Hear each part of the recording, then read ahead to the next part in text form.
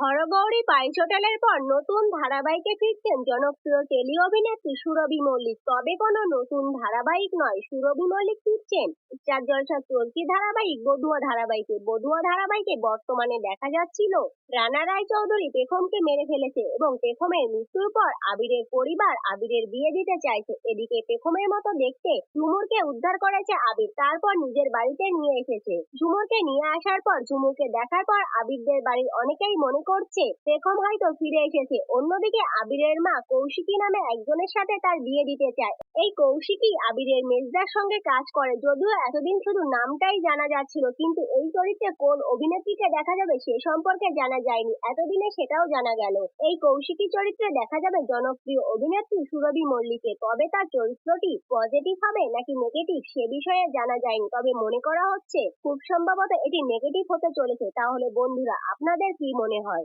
কৌশিকীর সাথে কি আবিরের বিয়ে হবে নাকি পেখম আবার ফিরে আসবে? আপনাদের মতামত অবশ্যই জানাবেন। এরকম নিত্য নতুন আপডেট পেতে ভিডিওটি লাইক ও চ্যানেলটি সাবস্ক্রাইব করে পাশে থাকুন। ধন্যবাদ।